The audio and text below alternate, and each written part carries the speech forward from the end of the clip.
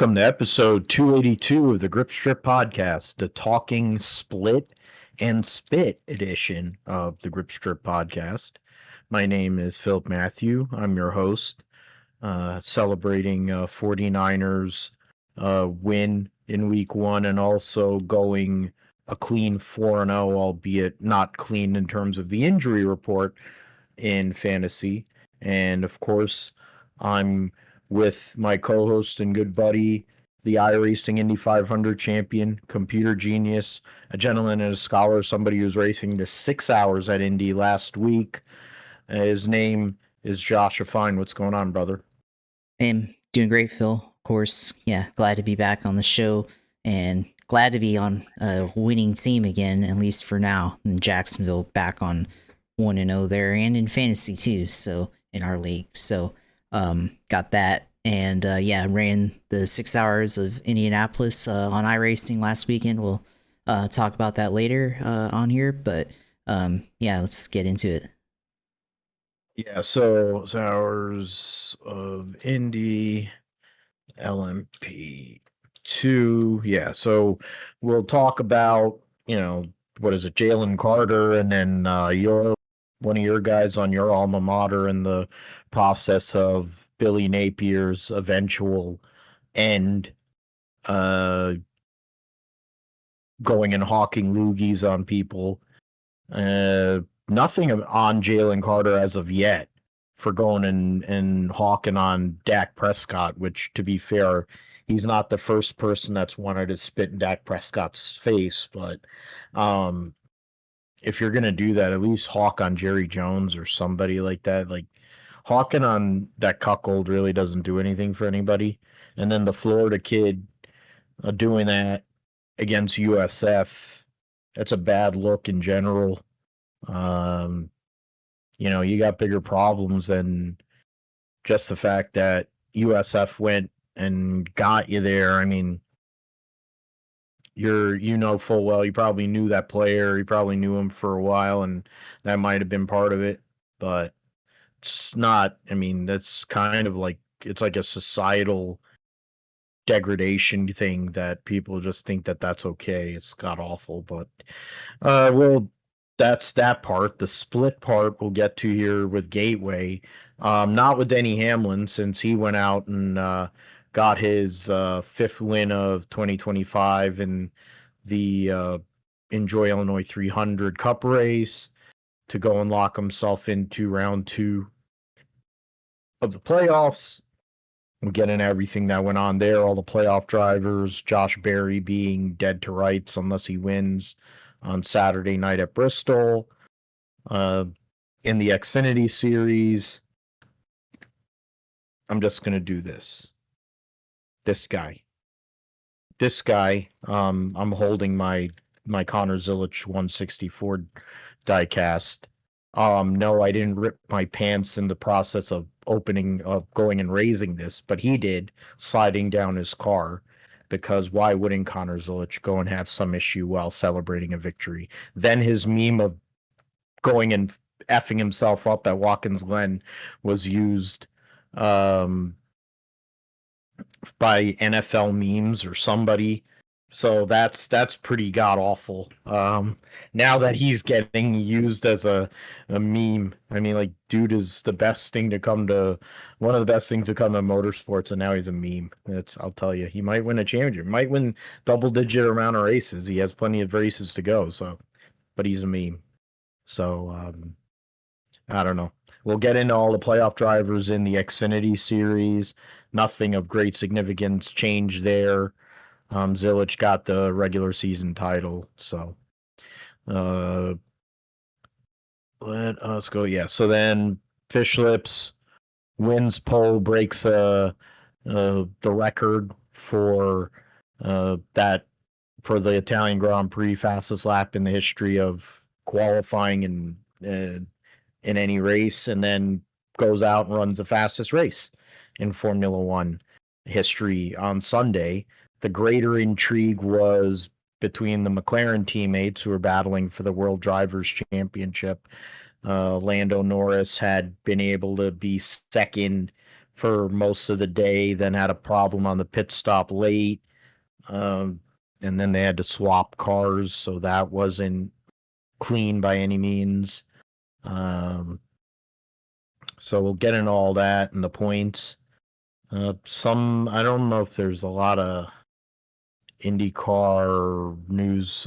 Might go and reference that quickly, but not a lot. I mean, I know that there's um, what is it? The Prema team is going to be announcing uh, updates in regards to their driver lineup for next year, with plenty of intrigue regarding both of them, based on their previous exploits prior to becoming IndyCar drivers. So something to see there. And we'll talk about NFL Week 1 for our teams and for fantasy, along with Week 2 preview. Both teams looking to go 2-0, so trying to go and do that. Roundup, we'll talk about Moto 2, briefly MotoGP, because Marc Marquez actually didn't win a race for once. WEC was at Coda for the 6 hour of Coda, which was run mostly in the rain. F2 and F3 was at Monza. World Superbike at Manicourt. And then this coming weekend, we'll have Rally Chile. Chile!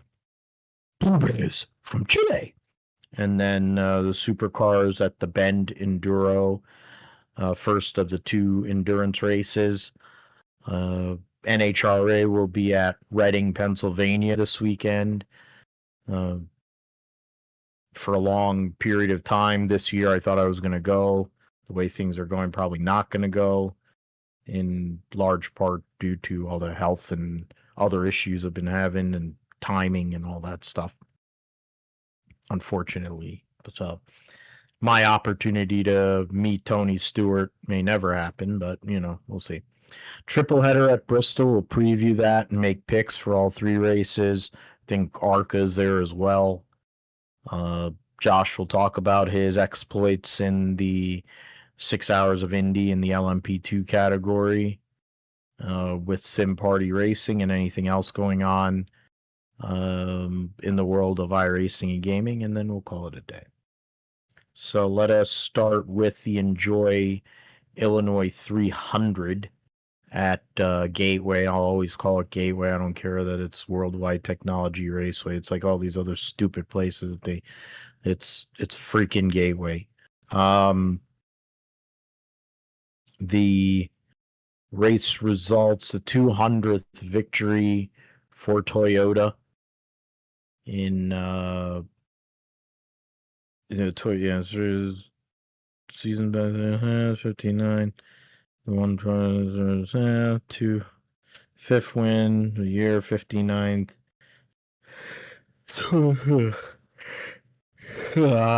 God.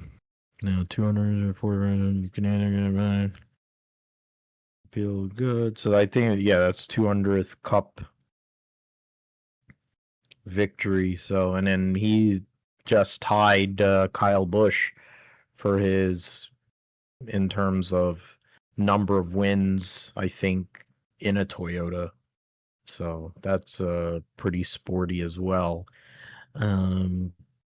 The results of the race saw Denny Hamlin from pole, winning his second consecutive pole to start the playoff, lead 75 laps, which was the most laps, and win the race over his teammate Chase Briscoe, who won stage 1, led once for 15 laps, adding to his playoff point tally there.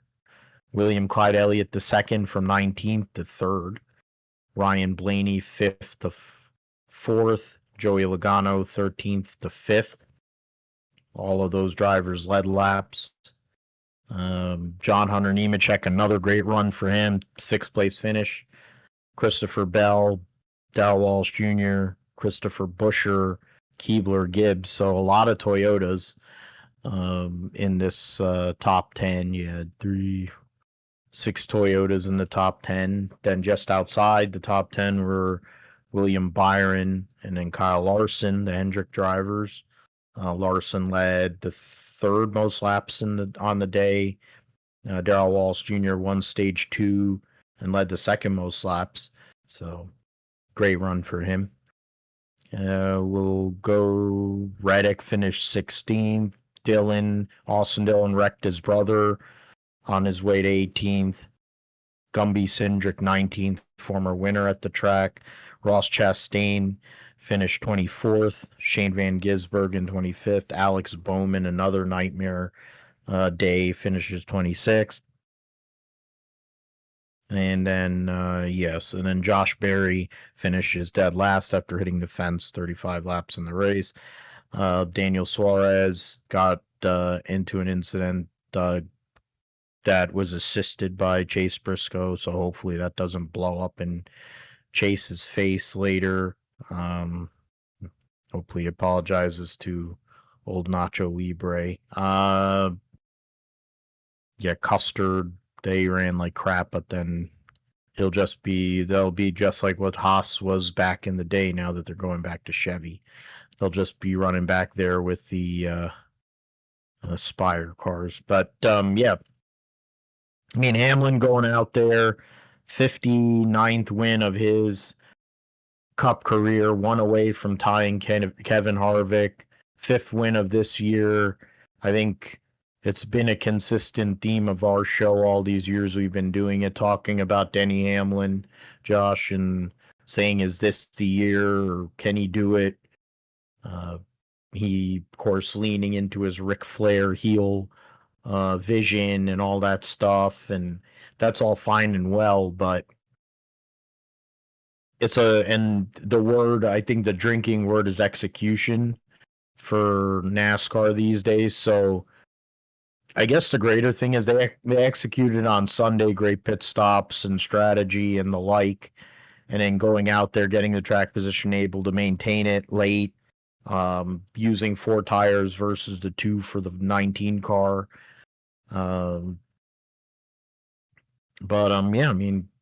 Denny Hamlin, yet again, puts himself in a position, at least one round in, towards his ultimate goal of winning that elusive Cup Series championship. Yeah, Denny Hamlin going out winning on Sunday, and yeah, since he won, leaned into the heel bit that he's been leaning in last couple years, and get on the bandwagon or get left behind there. As people go out and boo him and everything. I think the heel takes on an even greater role now that he's in the lawsuit against NASCAR. So I think there's a little bit of that too there. But he won the pole, of course, and just had a great race, great execution, like you said. Past Chase Briscoe there towards the end before the final caution for Ty Dillon there. And then he was able to get around Brad Keselowski really easily on that restart, and basically drove away from there at the end of the race. So, it was kind of clean air there, but I think part of it just being on 4 tires versus 2 tires for him. They had a great strategy to do that, of course, and then Ty Dillon's caution, like I said, just kind of negated. There's a lot of people that were trying to run fuel strategy there at the end, and that kind of just threw that out the window there with that yellow for Ty Dillon and everything. So this definitely was a really interesting race with a lot of the playoff contenders kind of going up and down throughout the running order. Hamlin kind of throughout that as well. Chase Briscoe is basically his main competitor in that one. Kyle Larson led a ton of laps, but then got behind on strategy, of course, and then had that issue with Bubba Wallace missing a shift or having an issue with his shifter there, and he kind of got log jammed there, and that messed with the diffuser there, and they had to pit for that. And then, of course, he also cleaned out Ryan Blaney there in turn 3, trying to pull a slide job there on him. So, pretty rough race for him there. And then, Blaney had issues, of course, like I said, getting spun out and then getting throughout the field there, which he ended up recovering to get a top 5 there. So lots of guys up and down. Shane Van Gisbergen up and down throughout the running order, trying to capitalize on stage points. Wasn't able to. Ends up finishing outside the top 20 again. So still 15 points out of the cut line. So he's on the verge of getting eliminated now after we thought, or at least that I thought, and Joe, a couple episodes that we had talked about, SVG going to the round of 8, and I thought that would happen, but I guess maybe not. So a lot of things that will need to take place for him to do that, and everything. On the other hand, Joey Logano able to pull out a good race there, finish in 5th place, starting 13th. So great run for him. Secured a lot of points. Chase Elliott, same deal. Able to add to his cushion on the cut line there. So no longer in risk of that. But yeah, there was definitely a lot of players throughout this race that could have had an opportunity there. Bubba Wallace, like I said, had his issue on a restart, was leading, potentially could have been one of the drivers on fuel strategy that could have made it through had that final caution not come out for Ty Dillon. So there was definitely with this track at Gateway, it was interesting because you saw kind of the high line, kind of multiple lanes kind of work in, but then there was still also kind of the issue with clean air and tires has been the issue throughout the year. So it was kind of a mix of everything that we've seen throughout the entire season. And then in the end, Denny Hamlin goes out, gets one win away from getting number 60 here.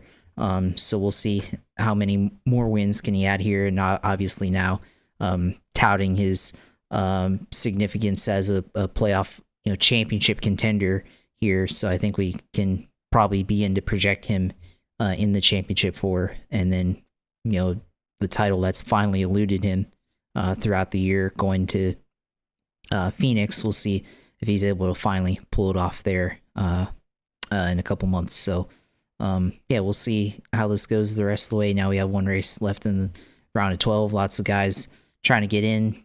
SVG, Austin Dillon, Josh Berry. Looks like he's going to need a miracle to win at Bristol. And then Alex Bowman, of course, they announced today, Hendrick, that they are doing a pit crew swap with the number 77 from Spires. So doing everything they can to get him into the round of 12 here. So we'll see if that's if they're able to do that as well. So yeah, just a really kind of all over the place race here at Gateway, aka St. Louis, aka Worldwood Technology Raceway, several names. So it all ends in the heel, which if you watch the race, it looked like they were trying to not show the camera as he was winning the race. The signal suspiciously cut out. Some were reporting on social media, so very interesting there. But yeah, Denny goes out here and gets a series leading 5th win of the season. Yeah, I mean, it wasn't the only place where there were issues with presentations and signals and sound. Happened with the YouTube broadcast of the NFL game where the San Diego, Los Angeles, Anaheim, Los Gatos, Alameda Chargers played Kermit the Frog in them. But it was a sound issue there too. So the fact that the camera cut out and on old Dennis is not too surprising. But I mean, I think you brought up with the guys that are out right now. It's going to be very difficult, based on how they're running, to believe that they're going to go out there, make something happen. The way Hendrick's running at the moment, I have a hard time believing that they're going to go out and win. I mean, for Larson and Byron and Elliott, I think they're all solid enough where outside of getting wrecked, I think they should all be fine. I mean, Larson's plus 60, Byron's plus 39. They're both tied for the most amount of playoff points, or second most amount of playoff points. So, um, for Bowman, he's 35 points back. So, to be completely honest, has to go out there and win. That's the same for Josh Berry. Uh, there is a window for either Dylan or SVG to get in with points, but it's going to be very difficult. Cindric's plus 11, and then you have Chastain at 19 plus 19, and then you have Logano at plus 21. And Logano, of course, has won there. He's won a lot of these places, so he's just going to grind. I think this second round is where he's going to have to make a move.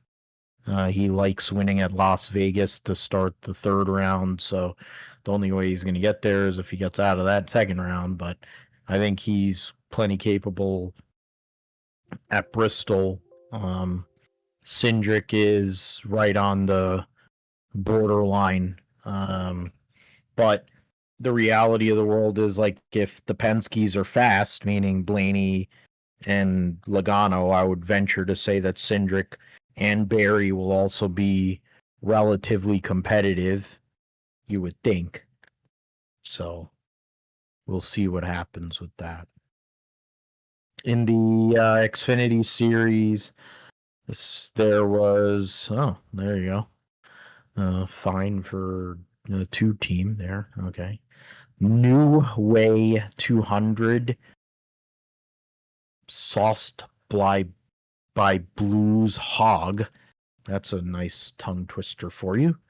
On Saturday night, that was it was a Connor Zilisch benefit, but then basically every race since Talladega could be considered a Connor Zilisch benefit in the Xfinity series.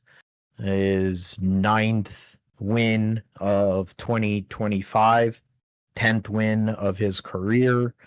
Started from pole, won stage 1, led the most laps. Only one other driver led double-digit laps. That, of course, was Justin Allgaier, who won the second stage and then had issues during the day.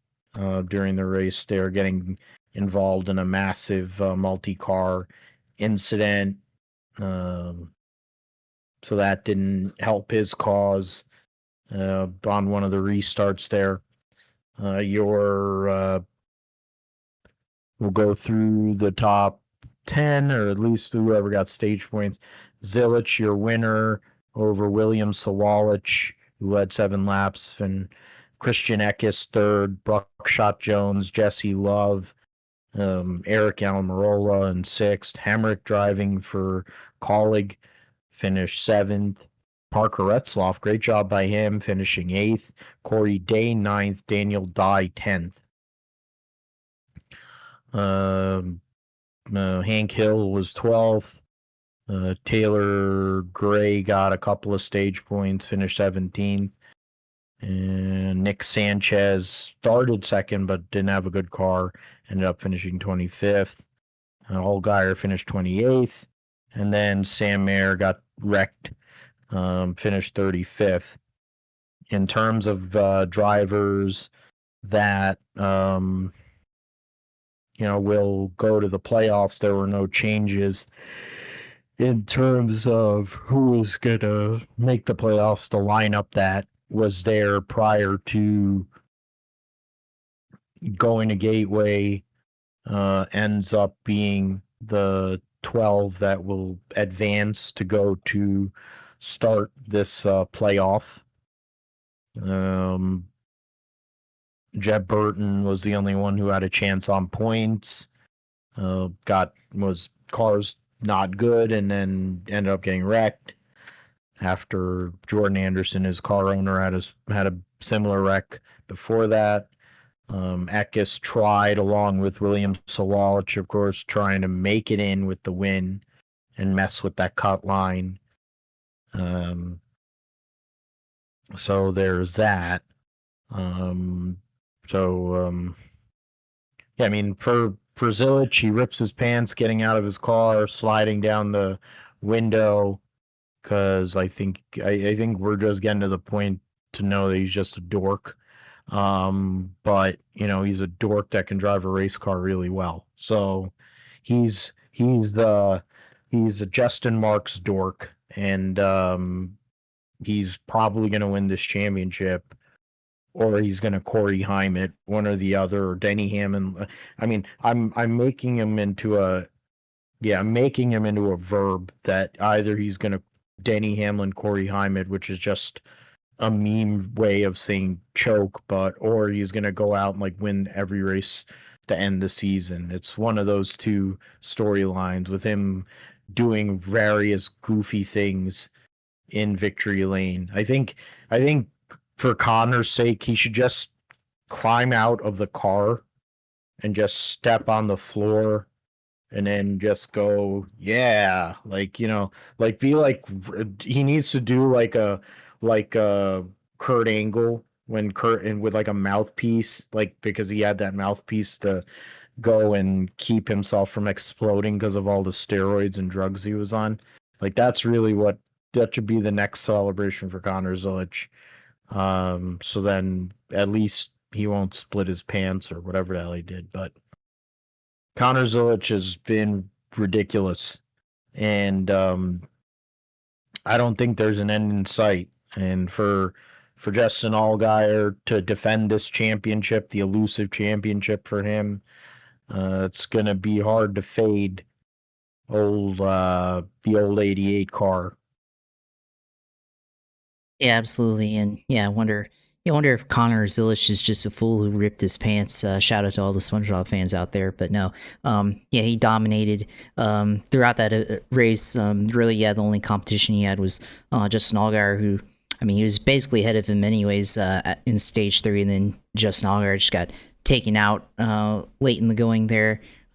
Still finished the race, but well out of contention there. And yeah, now Connor clinched the regular season championship, as they say, and now goes and has 9 wins on the season, and probably can see him probably winning a ton more races. So definitely will smash the record for rookie wins here in the Xfinity series, and yeah, probably gonna have the most wins since Cup drivers were in the field and just straight up dominating.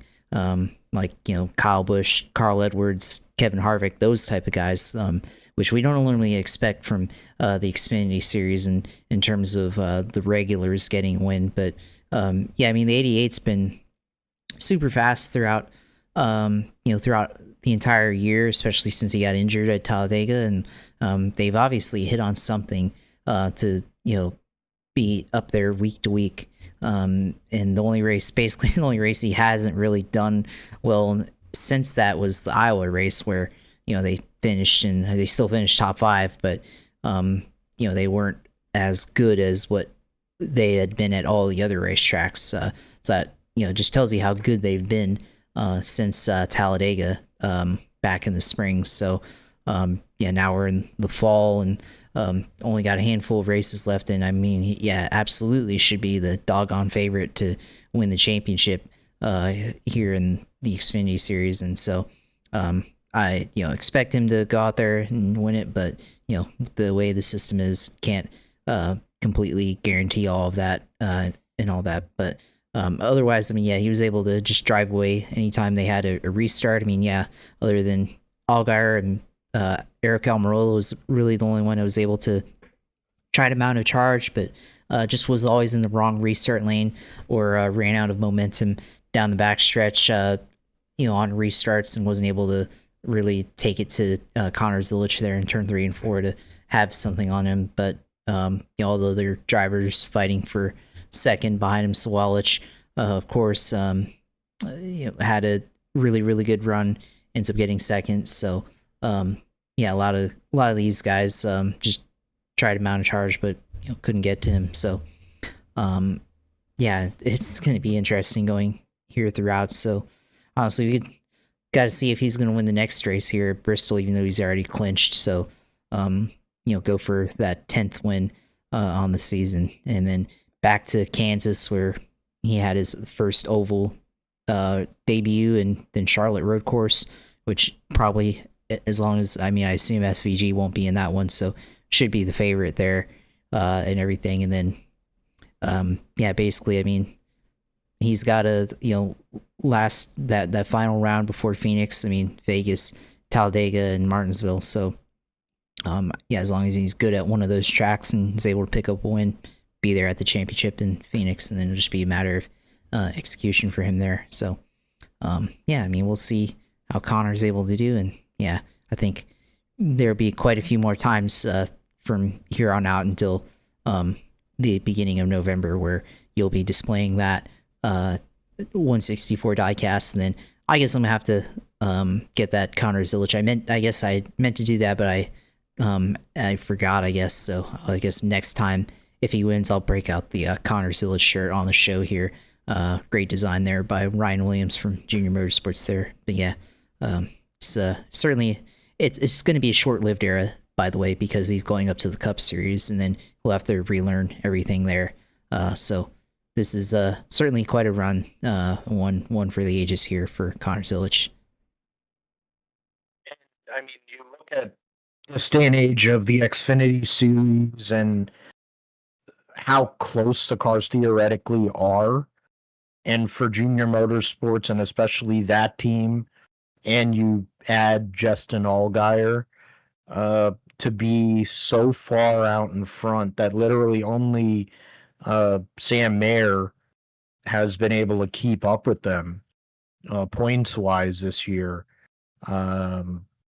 is pretty insane, and it speaks to what Dale Jr., Kelly, LW, et cetera, and the people that they have in place have installed and have built, that they are so dominant, like like the old Cup teams of the Gibbs, past Roush and RCR, et cetera. So credit to them. Sawallich going out there now, starting to put some consistency together, running up front regularly. I think that first win is probably closer than further away, and especially with getting Connor Zilisch out of the series in 2026, I think it'll be a little bit less resistance for him to possibly go out there and do something in the Xfinity series. We'll see who else joins him. We know that Sammy Smith will be back because, of course, he has the Michael Annett Pilot Flying J and all that money, so TWC transport and whatever. The points, so the points before, so the points now after the reset, Zilisch has a 29-point lead on Justin Allgaier,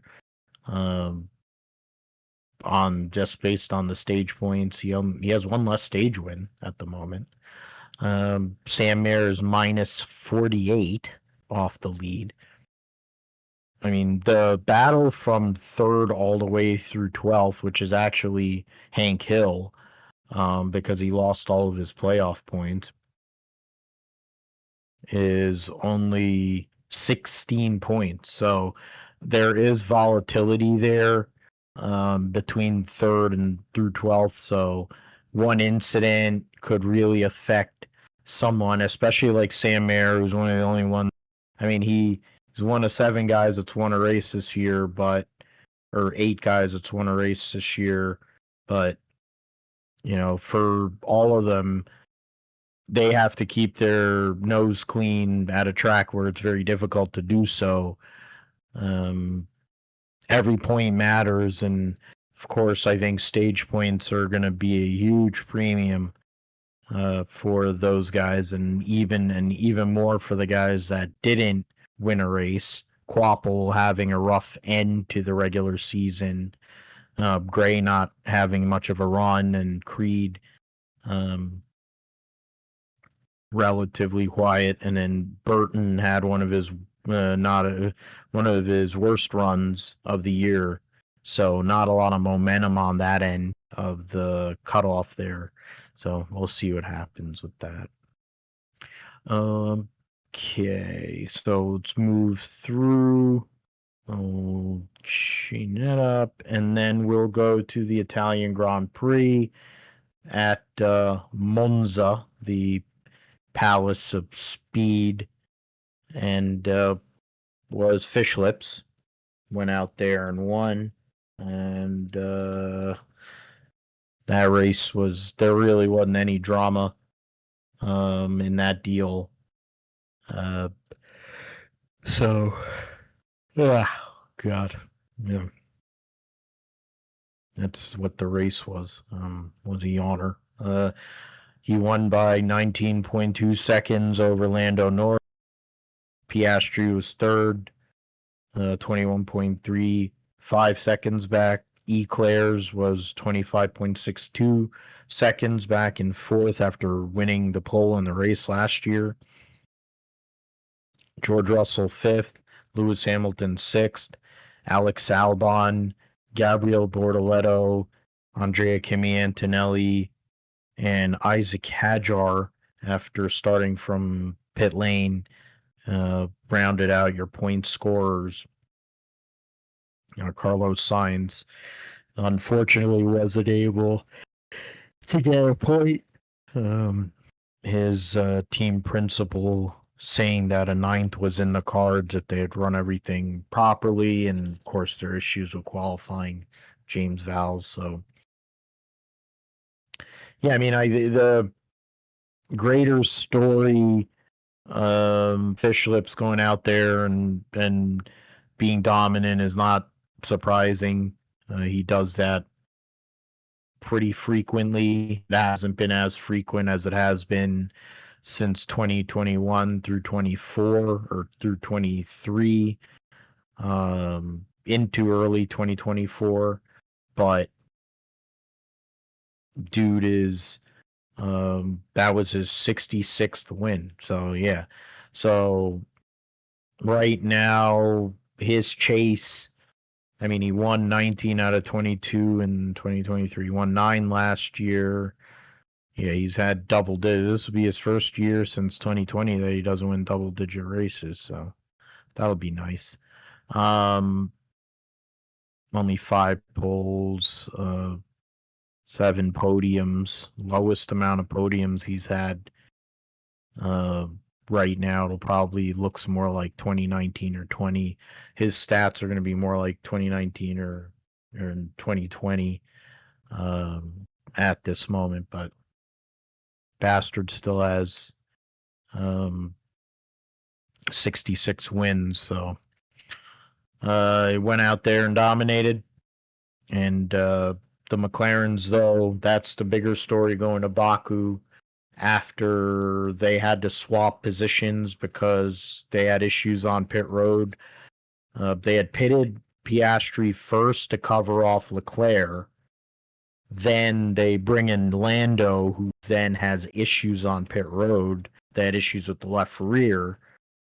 Then they have Will Joseph call, or whoever the engineer is, whatever team strategist, call Piastri and ask him to swap, which, in a points battle that is relatively close and on the pretense that they might, who knows what could happen with Piastri if he has a power unit issue similar to Lando or some sort of other incident where he has to fall out of the race. This points battle could swap right back to being a pretty close fight. So, I mean, other than that, there really wasn't a whole lot. There's a lot of, stuff for the midfield teams and whatever, but drama up front really wasn't there. Fish Lips going out there and getting the job done and the McLarens adding more intrigue into a situation where it really shouldn't have to have that much intrigue as they move towards the likely scenario of getting both the drivers and constructors championship. Yeah, and yeah, for Verstappen, of course, first lap there, going off course there, taking a page from his fellow Red Bull teammate corporately, and Connor Zilisch there, doing what Zilisch did last week at Portland there on the first lap at Monza there. So, yeah, I mean, there's not really too much to say other than that about this race. Yeah, Verstappen finally winning again after not having won since May. Also at the other Italian Grand Prix here, so he's won both of them, I guess, and then one in Japan earlier this year. So yeah, for Verstappen, I mean, it's kind of been a dry year in terms of wins. Of course, yeah, going back to the numbers that he had before he started dominating, like you said. So, sort of showing the hand going back into other teams' favor, like McLaren, of course. And yeah, the team orders controversy there. Yeah, that was the big story out of this race with Lando and Oscar Piastri, and a lot of controversy too, I think, among fans and everything. But yeah, it's just part of just having two drivers that are really good, who both can equally, have a chance to win, of course. And then one's looking like going to be the title favorite, while his teammate Lando Norris still mathematically still has an opportunity, but that's getting lower and lower as they go throughout the year, the rest of the year here, for him. So yeah, it's gonna take more opportunities for Lando. Just gonna have to figure out a way, I guess, to pick up a win and hope he can still have a chance. But not too much other than that with this was the fastest race in F1 history, and of course Verstappen's pole on Friday, the fastest lap ever, which it's interesting to me how that can be said when I think older cars were more capable in terms of speed and horsepower. But I always go back to that 2004 lap with Juan Montoya as probably the real fastest lap in F1 history. But I guess the time is what it is. What they were able to do on qualifying on Friday, so on Saturday. So I mean, as far as the other results, at least Lewis kind of recovered after his issues that he had in the Dutch Grand Prix, finishing sixth there. So yeah, both the Ferraris, decent result there in their home race at Monza. So at least there was they were able to do that. Isaac Hadjar got another point this week, finishing in the top 10. So yeah, I mean, Verstappen, could it be recovery for them? I mean, obviously they haven't won anything, but could it be a sign of improvements that they've made? Perhaps, but we'll have to see going throughout the rest of the year and going into next year. So yeah, we'll see what they're able to do, I guess, throughout the rest of the season. I mean, we'll see what they do. I mean, I think a lot of the transition for the top teams is into next year, angling for how many hours they're going to have wind tunnel time with the new regulations, and of course a new team coming in as well in Cadillac, Andretti, TWG, blah blah blah, as well. So something that we will take into account. Right now, the point standings, 31 points, Piastri ahead of Lando Norris. So still just over a full Grand Prix, even with the fastest lap too. It's a little bit over that. Fish Lips is nearly 100 points. He's 90, what is it, 94 points or 96 points? Yeah, 96, no, 6, yeah, 94 points. Or no, it is 96 points, I think. I can't, yeah. I'm gonna go and do that. It's bothering me. 94, there you go. Fucking can't do math now. Yeah, 94 points for Fish Lips. He's got 36 on George Russell. So that's pretty solid, I think, without any type of mechanical issues there. The Ferraris are behind in fifth and sixth. Um, there's decent gaps, 31 points, Russell, Leclerc, and then 46 points, Hamilton's deficit to Leclerc. Then there's a huge drop off to Albon, who's 4 points ahead of Antonelli. That's a good battle. That's probably the closest battle. Then there's a really tight battle here on the back end of the top 10 between Isaac Hadjar, Hulkenberg, Stroll, Alonso, and Ocon. 10 points separating, what is it, 5 drivers there. Gasly, who re-upped with Alpine for another, 3, until through 28. And Alpine coming out, the person who's running them now, saying that they're committed to F1, even though they're not going to be a power unit supplier anymore. Gasly tied with Lawson in points. Bortoletto, 2 points behind them. Bierman, Sainz, 4 points behind that. And then Yuki Tsunoda, 8 points behind. So that's the battle for 14th on back is only 8 points. So, and the only 2 people I haven't scored was Jack Doon, who I think had 3 Grand Prix, and Franco Colapinto, that's had way more than that, to do exactly the same. In the Constructors' Championship, McLaren's won that. Doesn't really matter. 20 points between Ferrari and Mercedes, and then they're 41 ahead of Red Bull. So, so that's really where that is for second through fourth. Williams pretty solidly in fifth. Aston Martin only a point ahead of Toro Rosso and 7 ahead of Sauber. So that is something that could change 6th, 7th, and 8th. And then Haas in 9th, 11 points behind Sauber. Was it 18 behind Aston Martin? So they're going to need a really big result for that to change. And then Alpine rounding out the rear. So yeah, we mentioned football, of course, NFL Week 1.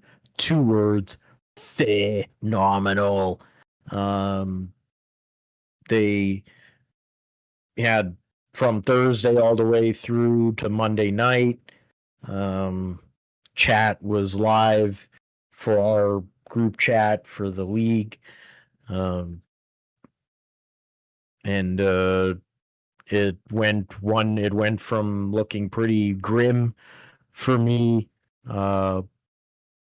in the fall ball league to great in the span of a few possessions for JJ McCarthy to come through that,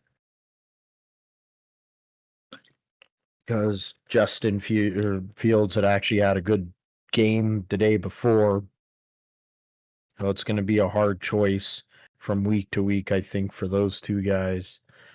But in the grand scheme of things, for fantasy teams that I knew I was doing 3 teams this year, and for the 3 teams I have, they all won. The extra team that I have randomly won also, and then also survived in the survival pool. Didn't do a guillotine team, even though Yahoo insisted on sending plenty ads for that. 49ers getting the win on Sunday over the Seahawks. Oh, they got Eddie Pinheiro. Huh. Pinheiro. Yeah. So he's not a bad player. So I like he's more reliable, that's for damn sure. Well, anybody's more reliable than fucking Jake Moody. Going out there getting a divisional win. Rams ended up winning. Arizona ended up going out there and schedule standings. Have to go and so just Arizona and Los Angeles both won, and so to go out there get that 17 win in division, moving on, that's good. The bad, Brock Purdy nicked up with multiple injuries, may or may not play. That's not great. Christian McCaffrey, freaking Shanahan tried to run him into the ground, per usual. GK gets a touchdown and soon after is hurt. Hurts his hamstring and now is out for 4 weeks. I had a couple other things there. I mean, you had Jennings, who held in and then has been dealing with some injuries, ends up aggravating those. It's like day to day. So that's not great. The offense is just decimated at the moment. Need to keep whatever else we have alive. Jake Tonjes, whoever the hell he is, I don't even know if his family knew who the hell he was. Ripped the ball from Rick Woolen or whatever in the end zone out of his hands and gets a catch. He first catches of his NFL career, and one of them was the game-winning touchdown. So credit to him. But in terms of the Niners, we'll see what they're able to do this week in New Orleans. It's going to be hard without some of the not having GK is going to be tough. But we'll battle through. He's a leader. He's a great leader, and he'll of course be supporting his crew. For me, last week, before I throw to you, Josh, I mean, in terms of pocket aces, Kermit, solid game. He was over projection. Lad McConkey slightly under, but they were spreading the ball around to everybody. Xavier Worthy got hurt running into Travis Kelce and dislocated his shoulder supposedly. So now that's a day-to-day. Derrick Henry had a huge game in the shootout in Buffalo, but laid the ball down too, which is cost me 2 points there. Kieran Williams had 66 yards and a touchdown rushing, so solid enough. Had a good overall game. Pollard went under his projection too, but Tennessee's offense, their offensive line is pathetic. Cam Ward was running for his life. He's probably going to get murked at some point this year. It's almost like you rewind 30 years ago to when Steve McNair was a rookie and having to go and play behind that Houston Oilers offensive line, and how bad they were playing in the Astrodome and the like. Similar there. JJ McCarthy, um, even though you had said that you made your comment, pissed me off. And then uh, during that actually woke me up, because then, you know what, I was already not happy, and then I saw that, I'm like, oh, this fucking guy. And then you added on to it too, and then I was like, all right, I'm like 3/4 in, this isn't looking good at all, and I'm like, I'm gonna go and lose because I randomly didn't play Justin Fields. And then JJ McCarthy decided to show up in the fourth quarter. um, and yeah, he gets 2 passing, 1 rushing touchdown in the span of 3 3 possessions plus a 2-point conversion to go over his projection basically in the fourth quarter. He didn't have much of a game before that, so it wasn't ideal. Left Marvin Harrison on the bench. J.K. Dobbins had a solid enough game. Ricky Pearsall, I could have played him. Um, he had 18 points. Uh, he had 4 for 108. He could have there was at least one pass where I think he got broke up where it could have been really big. Keon Coleman ended up with 8 for 112 and a touchdown. So I left a lot of points on the bench, so I kind of faded it against Joe. Joe, with my IDPs, I had Kyle Hamilton get 31.5 points out of the DB position, and then not much else. On the flip side, Joe got nothing out of Aiden Hutchinson, an absolute donut. Drake May performed all right. I know we've talked about it offline about Brian Thomas Jr. Didn't really matter. He got a touchdown, so a rushing touchdown, but wasn't, considering that y'all went and baptized the Panthers, wasn't as good as what he probably wanted, but I figure that'll change. Mayfield, good stat line. Garrett Wilson had a good stat line. 7 for 95 and a touchdown. Pickens was quiet. Bijan. Omari and Hampton in the Friday night game was just okay because Kansas City was selling out on that run, and then giving up lots of big plays in the air. You mentioned Brian Branch, 15.5 points in what was a terrible game for Detroit, and then Fred Warner doing Fred Warner things. So essentially, I think it was only like 6 or 7 points heading into the game on Monday, and I think JJ McCarthy was at about 4.5 or 5 points for a good amount of that game. So that was going to be a pretty bad one to have to deal with.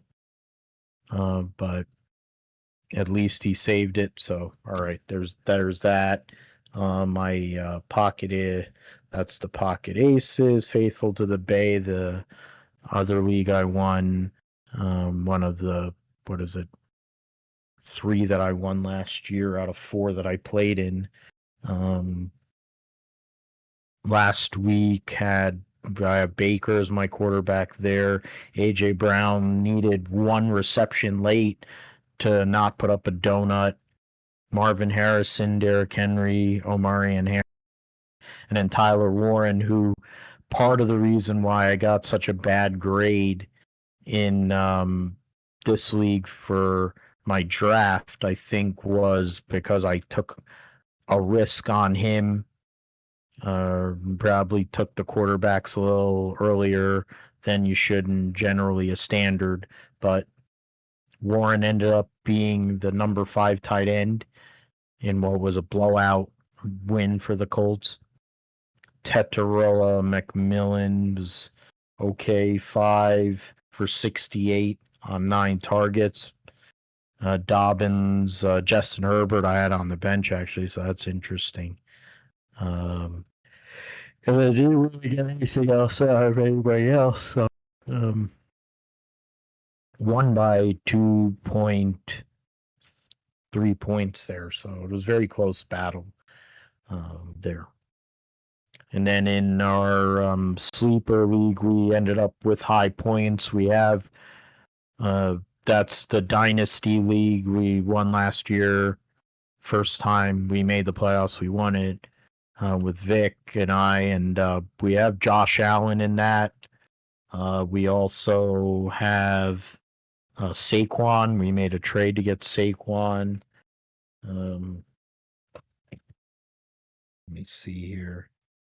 Go through because I don't have it up right now. All right. Go over here. Yeah. Well, our team last week, yeah. So we have Josh Allen and Brock Purdy as our quarterbacks.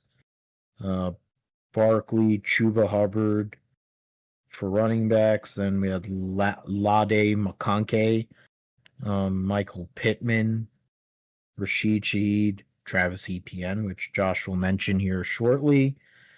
Then we took a run with the Patriots defense, and they met the projection. Weren't amazing, and of course they lost that game to the Raiders, but we left Ja'Cory Croskett Merritt on the bench, but he looks solid at the moment. Jalen Warren, gonna have to keep him as a handcuff for knowing the Pittsburgh Steelers situation. Braylon Allen didn't do much. He did get a garbage touchdown, but we somehow or another have Spencer Rattler. As it stands, we might have to play him. We do have George Kittle, but now he's going to be on IR for 4 weeks. So that does suck, but went out there. I think we were high points for the week. So there is that. All right, Josh. Of course, your Jags went out there and won. Your teams also in fantasy seem to do well as well. And then I guess you can provide further context in why you felt the need to go and bring the needle out on week 1. I was, man, I just wanted to talk trash. That's all. I saw that and I was like, man, like, you had a chance there, and then like the first half of the game, like JJ McCarthy was playing bad, and I was just like, I look at the matchup because it's the matchup of the week in fantasy between you and Joe, and I saw that, and I was like, oh, I'm just gonna say this and just troll here a little bit. So I didn't mean to really piss you off, but yeah, no, it was all good banter and everything. But I mean, yeah, no, I mean, it's funny I said that because I also passed up on Justin Fields in our draft, so in the first round there, so could have easily had him if I wanted it, but I went with Statue and Jared Goff there. So yeah, I don't know, yeah, I was just having fun there, but it's all part of it, right? But no, I mean, for Jacksonville, yeah, we have a actual football team again. And I say that because they went and ran for 200 rush yards, which they weren't able to do since 2022 in the Doug Peterson era at the very beginning of that era there. So they traded away Tank Bigsby yesterday for a 5th and a 6th rounder, which could become a 4th. One of them, I think the 5th, could become a 4th rounder. So glad not say I'm glad to see him go, but James Gladstone making another move there with conviction because they felt that he wasn't a fit for the offense.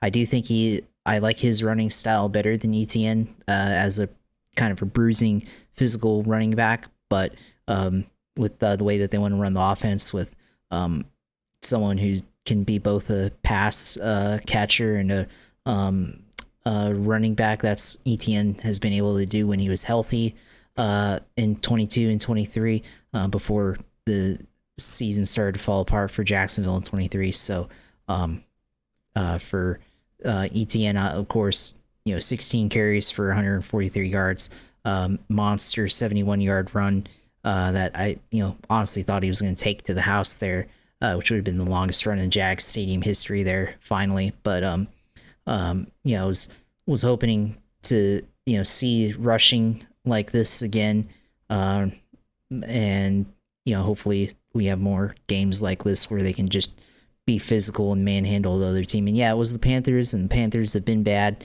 but I like that they were able to manhandle the other team like that, and run the ball effectively, of course. So yeah, we'll see how they go against week 2 against the Bengals. So another cat team in the AFC. So we'll see how Trevor Lawrence does. Didn't have the best day. I mean, first half was great up until the rain, supposed rain delay, which I'll get in that in a minute. But yeah, the performance after that. I mean, yeah, you said Brian Thomas Jr. had a quiet day, but I mean, some of that was just missed by Trevor Lawrence. Had 3 passes that were missed there, and then he had the interception, which could have been a big touchdown to Travis Hunter there. So he got integrated into the offense as well. So yeah, solid day around for everybody on offense, I think, there. And yeah, I hope that we have more games that we just are able to run all over. I think I said it before, but I like running the ball more than passing, honestly. Like, in Madden, whenever I played Madden or the college football game, always did a running based offense, try to run as much as possible. So just when you can run all over a team and just take their will away, it's a different kind of feeling in football when you can do that. And this air ball nonsense, go back to college basketball on grass type deal there. So I like that we were able to run like that. But the lightning delay, of course, that was, I don't really know what they're like, why they have this policy. It's like NASCAR, like the whole 30 minutes after the last lightning strike, which, I mean, yeah, I guess we're doing it for all safety and everything, but I don't think it's the most efficient way, because we also saw this on Thursday night where they had that delay with the Eagles and the Cowboys, and I thought that's quite a delay in time and everything, and caused that game to go well past midnight there, and then Jags game ending close to 6 o'clock or 6 o'clock p.m. when normally games end at like 4 o'clock at the latest for the 1 o'clock slate, unless they go into overtime. So I would like to see them change that policy to something where they look at the radius and look at the rather than last time and go by time elapsed, because that clock resets every time. Maybe they do like whichever comes first, where if the storm system passes through the radius, then they can rescind the delay. Otherwise, then yeah, the 30-minute rule maybe comes into effect. But something that makes it more efficient, so that people aren't just sitting around for a long time for the fans and for both of the teams, because that that definitely causes a shakeup in rhythm and everything. So hopefully they come up with a different rule. Of course, the Jags in a couple years will have a brand new stadium, so this will all go out the window anyways. So look forward to that. But in the meantime, with the outdoor stadium, definitely have to deal with this issue of the Florida weather, which pretty rainy so far here in September, which fairly normal, I think, here in the state to have rain every day like this, and it's been a fairly kind of dry summer as well. So glad to see them win. Now they'll go up against the Bengals in week 2, and it could be a shootout there. So we'll see how that goes. But yeah, my fantasy team easily won on my end.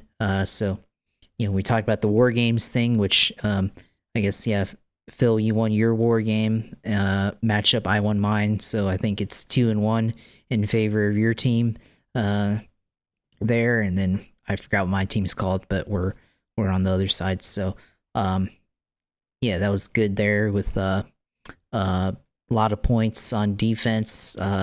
Nick Bosa had a big game on defense. The Colts linebacker and cornerback that I have, they both had Zaire Franklin at okay game. And then Nick Cross had a fairly decent game going up against the Dolphins, of course, who, man, what an embarrassment by Miami on Sunday. With all that they have behind them, you'd think that they'd be doing a lot better, but clearly not. Kyler Murray had a good game. Jonathan Taylor had a good game. Saquon had a good game. Jared Goff didn't really do that well, but he had enough to put up a decent amount of points there. Breece Hall had a good game in that shootout against Pittsburgh for the Jets. Malik Neighbors didn't really do that well, but had a handful of points there. Jacoby Myers did well. Bench wide receivers, Zay Flowers and Deebo Samuel did pretty well, so might have to look at starting them, especially later down the season for bye weeks and all that stuff. So got good win there. Of course, my work league, my other league that I'm in, didn't win there. Didn't have as much points that I probably needed there. Lost 97 to 120. So Lamar had a great game, of course. I have Breece Hall also in this game. Isaiah Pacheco didn't have a good game. Tyreek did not have a good game. And then my kicking didn't have a good game there. My kicker, Chase McLaughlin, had a pretty poor stat line compared to Brandon Aubrey from Dallas. So it was a fairly good week one in the NFL.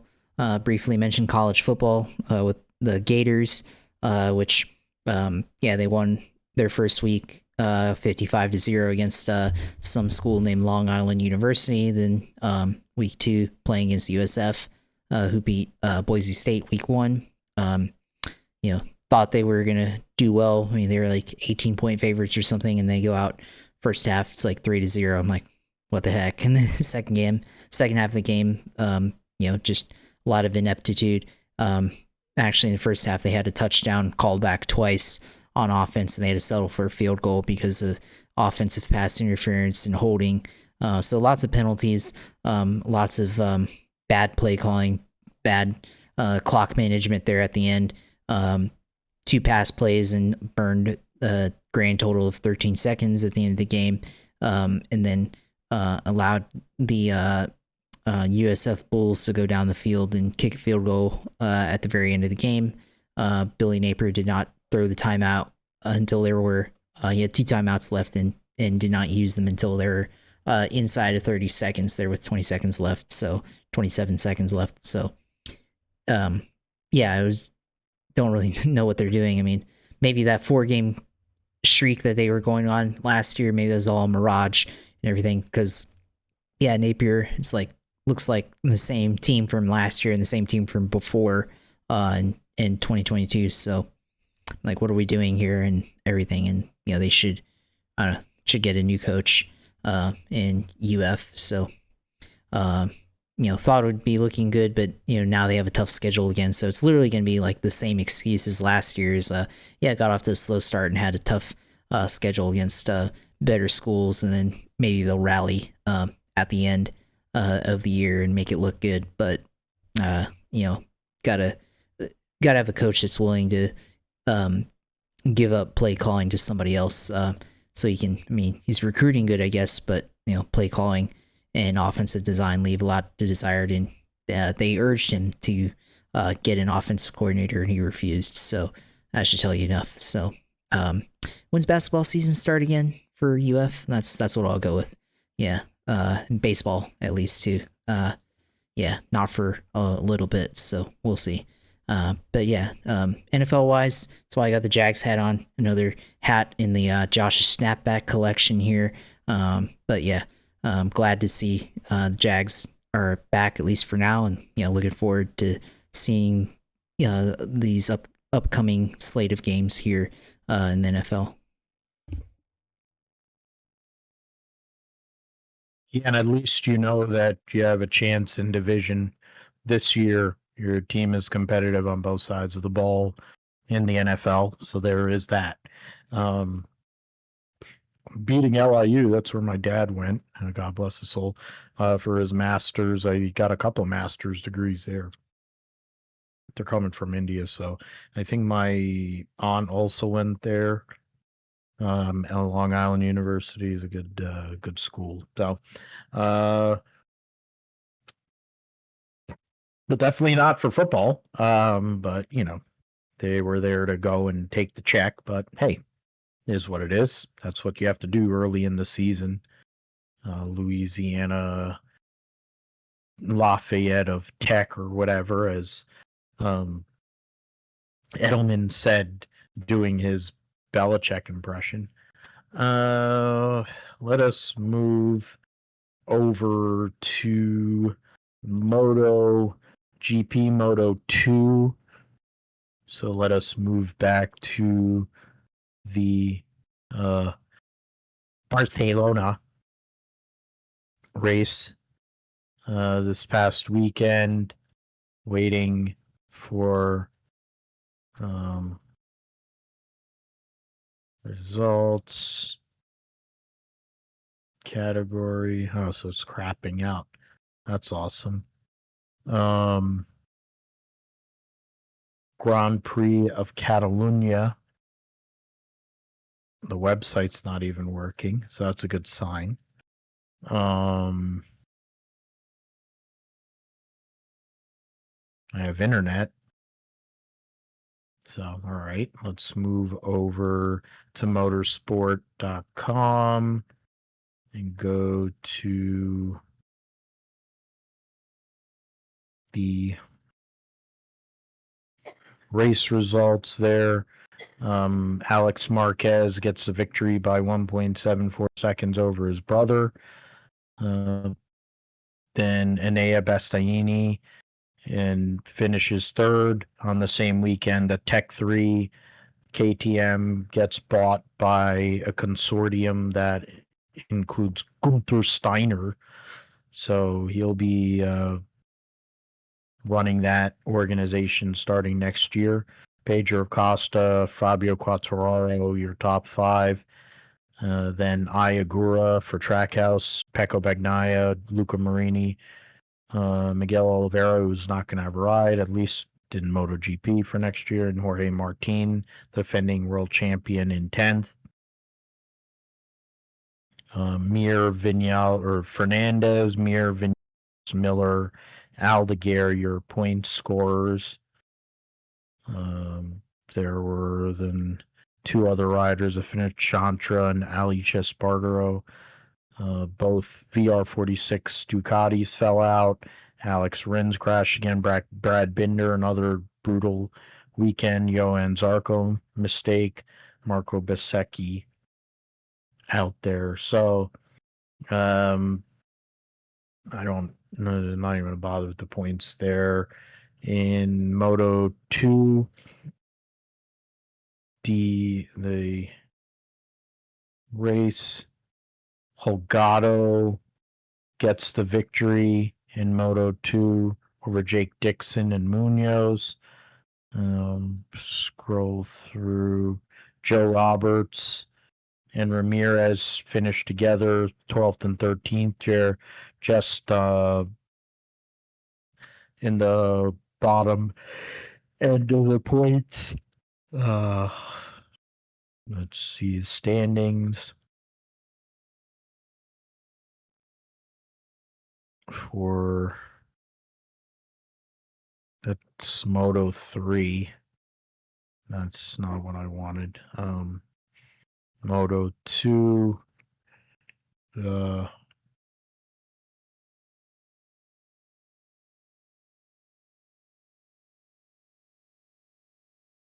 Gonzalez is 17 and 38 points out of Canet. Morera is going to be moving up to MotoGP next year for LCR is in third. And Roberts right now in 12th in points. Was it 9 points out of 10th, 12 out of 9th. So we'll see what he can do this weekend in San Marino. The WEC was at Coda.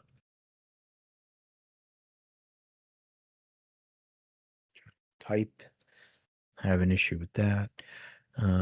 Kevin Estra and the Penske Porsche team get the victory in the 6 hours in Austin. There.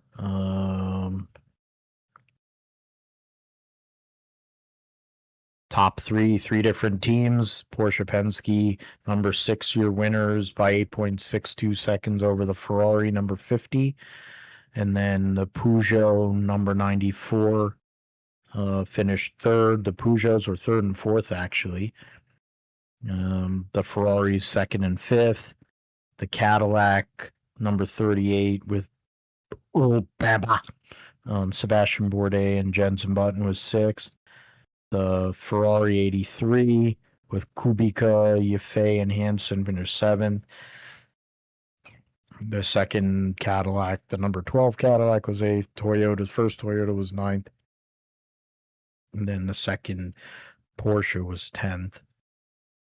The Alpine, one of the Alpines, number 35, finished 11th. In GT3, the what should I call it? Because of the wet conditions, the people who were swapped onto dries ended up making a lot of time. Marino Sato, Galeo Leung, and the United Autosports McLaren gets the victory by just over 0.2 of a second on the WRT number 46, Valentino Rossi's car, and then the Vista, of course, a Ferrari, Davide Rigon. Gets the second or finishes on the podium there. I think 2 races to go in their season. Schedule. They have Fuji here at the end of this month and Bahrain to end their season.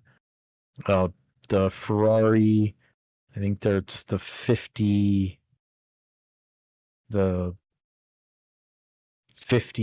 Ferrari. That's Puer Guidi, I believe. I think it's 51.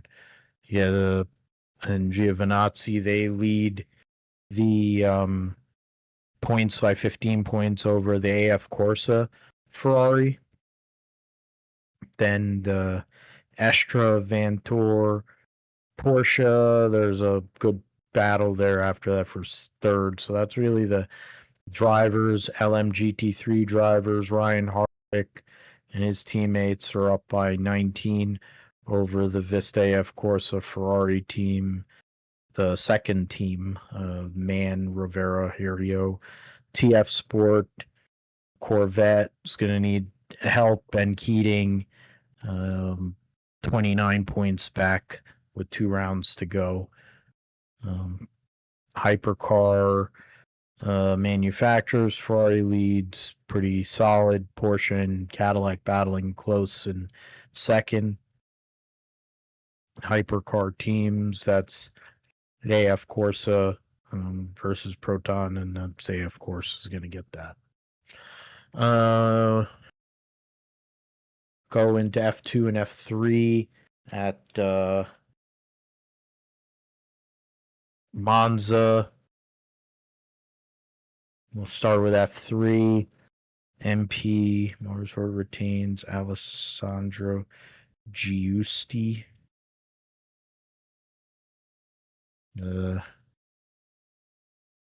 Race for Dutch team.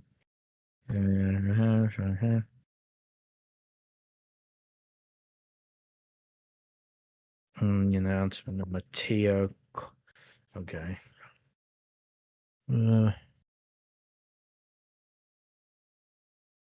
Whatever. So the results of the race this past weekend in the sprint race, Roman Belinsky gets the win for Rodin Motorsport, and Igo Chukwu had fastest in practice, was second fastest in qualifying. Brad Benavides actually qualified on pole. Wow. That's something. So yeah, Blinsky over Stenshore, Van Hoopen. Uchuku was ninth. Johnson, blah, blah, blah, blah. I have to go through and figure out. They don't make it easy to go through. You have to click on every driver. Then in the feature race, Interpuvasac gets a win over Nicholas Soloff and Leon. Brad Benavides was fourth. Ruben Camara fifth. Trans one of the Badur. Stenshore. Ugo Chukwu had issues in the race, only went 6 laps. Verts didn't even get through the first lap. Barrichello, I'm assuming, is Ruben's Barrichello's son. So Ruben Camara gets the championship, and likely scenario where he's going to move. I would think that Soloff would be the same. Mary Boya, possibly. It was a pretty close battle from 4th through 7th. Intrapuvasac with that feature race win to end the year gets himself to 7th. Ugo Chukwu was 16th. Brad Benavides, huge result there in the feature race to get himself 14 points there. Gets himself to 19th. So, alrighty. There were 37 drivers that started at least one round of the season. Lacourt was the only driver. Well, no, he didn't run every race. He missed one round, but he ran the majority of the year, didn't score a point. There was a guy, G, who ran the whole series and only got 1 point, which is pretty pathetic. But yeah, the Formula 2, they still got a few rounds to go after this, but they have 3 rounds to go. In the sprint race, Luca Fornaroli and then Luke Browning in the feature. In the sprint race, yeah, Fornaroli over Arvin Lindblad, Dirksen. Scroll through. Sebastian Montoya was 10th. Jack Crawford was only 16th. And Max Easterson and Kushmini DNFs. Then in the feature race, Luke Browning over Dirksen and Marty. Seb Montoya was 9th. Jack Crawford was 11th, so no points for him. The whole weekend, Kushmini was 12th. Easterson 15th. So the points heading into Baku, Luca Fornaroli 19 points ahead of Luke Browning, who had a big weekend, outscored Fornaroli by 8. Richard Vashore is 30 points back in 3rd. Jack Crawford is 37 points back in 4th now. Alex Dunn in 5th. Seb Montoya in 9th. Kushmini in 14th. Max Easterson's one of only 2 drivers who's run every round and has not scored a point, so he really sucks. Yeah, and of course Colton Herta is going to be going over to Formula 2 next year, so good luck, man. Let's see, World Superbike and Manny Core. Here. Ugh. Pleasure Fighter Ray, I'm the number 1 fan. Toprak Raskat Lyoku gets a clean sweep and extends his championship lead to 39 points over Nicolo Bulega, who finished 2nd in all 3 races, and then Alex Lowe's, who finished 3rd in all 3 races. Garrett Gerloff still sits 16th in points. Petrucci in 3rd is 24 points out of Locatelli and 30 points of Alvaro Batista. The Rally Chile is this week WRC World Rally Championship. Go over there. Takes a movement. Chile Biotanic. Fine Chile Performance Rebound. Entry list. So Ogier running this weekend, of course, in the mix, trying to win another world championship. Along with, you got, Sammy Takamoto Katsuda. So, Alfred Evans, his main rival, of course, for the championship. And Cali Rovanpera, you can never count out. Then defending world champion Thierry Neuville, having a rough year. Tanak, the other guy standing out for this rally. See what can happen there. So right now the standings heading in to this round, Efren Evans has a 7-point lead on Cali Rovanpera and a 9-point lead on Sebastian Ogier. 18 points on Tanak. So it's a very close battle here for this championship. Every point here through the final few rounds is going to matter. There's only, what do we have left after we have, this is one of 4 rallies left. You have Central European Rally, which is Bavarian mix of roads, so it's wine flowing through Czech hills and it's slippery. So you have modern, so it's a tarmac rally. Then you have Rally Japan, and then that also, I believe, is knowing asphalt on demanding another tarmac rally.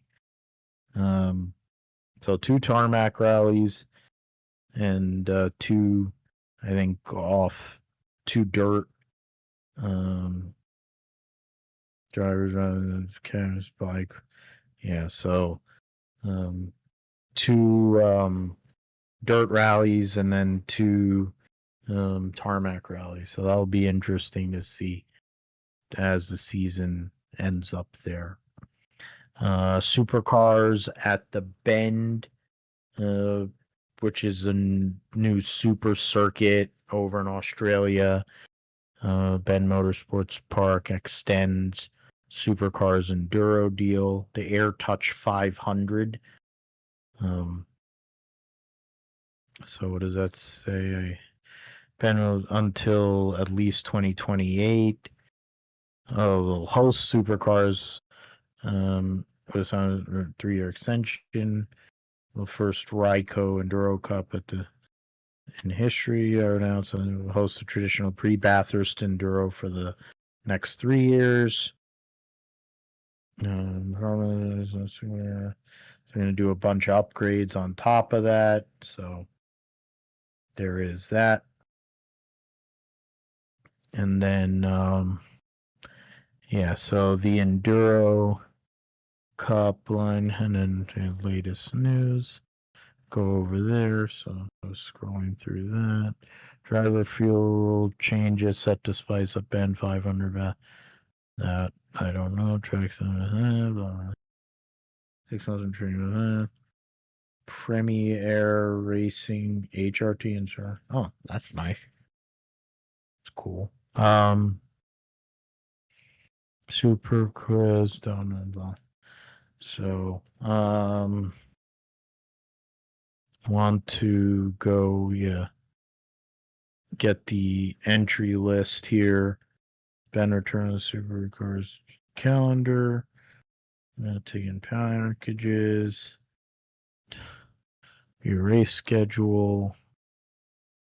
Event information. That's not trying to get. It'd be nice if they had the entry list. They don't, because why would they? That would make sense. So I'll have to go back out there and look at it because it's their damn website. I need hold.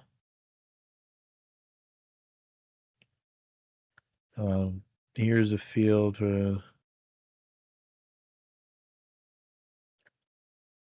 So for Red Bull, Ampol Racing will be defending series champion Will Brown and Scott Pye, and then Brock Feeney, the champion-elect in a sense, and team owner or team principal Jamie Whincup, the 7-time Supercars champion. Penrite Racing will have Matthew Payne and former series champion Goff Tanda, Kai Allen, and Dale Wood. So those are Fords there. Then Tickford Racing, another Ford team. Cam Waters and Frosty Winterbottom, the former champion for that team. Thomas Randall and James Moffitt from the legendary Moffitt family. Walkinshaw Andretti United, Chaz Mostert and Fabian Coulthard. And then Ryan Wood and Jaden Ojeda. Shell V Power, the Dick Johnson Racing team. Brody Kostecki and Todd Hazelwood in the 38.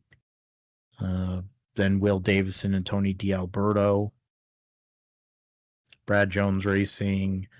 Heim Gardner, Declan Frazier, Bryce Fullwood, Brad Vaughn, whoever that is, and then Macaulay Jones and Jordan Boys, Jackson Evans, Jack Smith, and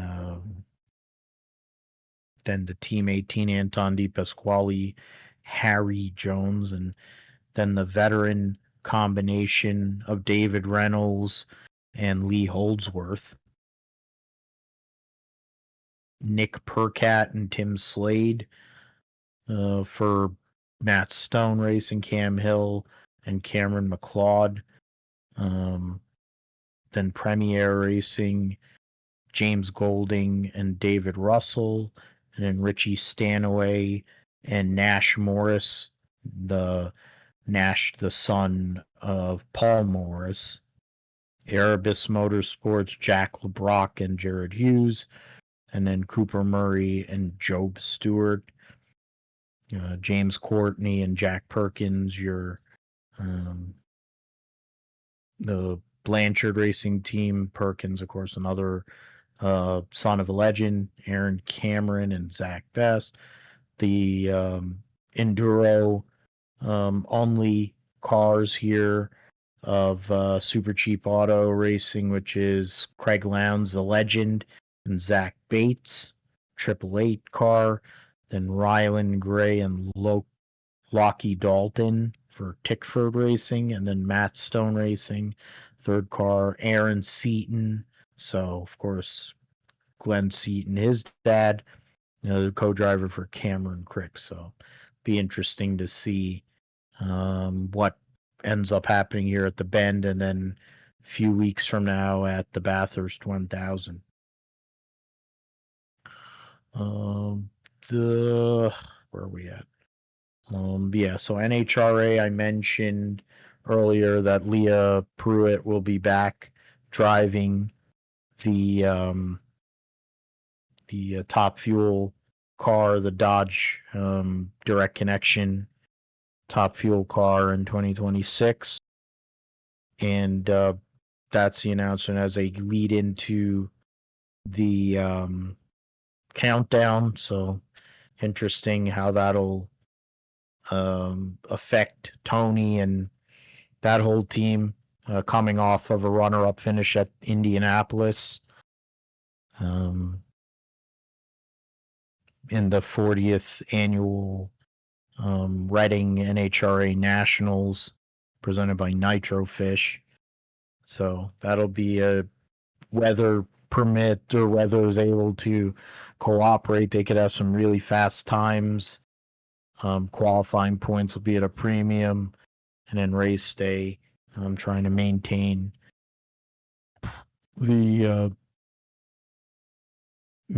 your car and everything. Tony goes into the countdown with a 16-point lead over Sean Langdon, 31 on Coletta, 38 on Jess Nashley, 56 on Brittany Force. Sean Reed probably looks like he's going to be coming back at some point during this playoff, so he'll probably finish 10th, but still.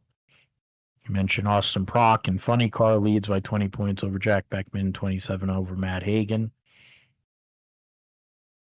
Then you have Dallas Glenn, who's 19 points out of Greg Anderson, 30 over Matt Hartford.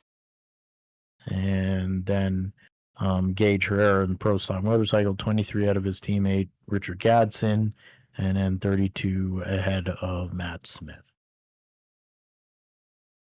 Alrighty.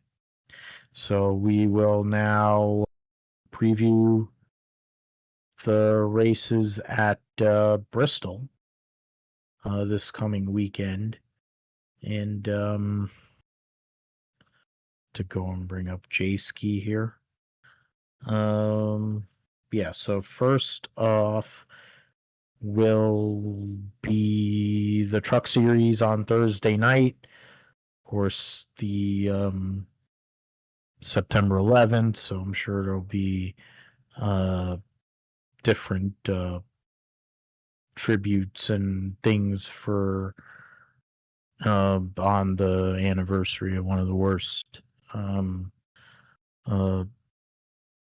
instances and incidents and attacks that have ever taken place here in this great United States of America.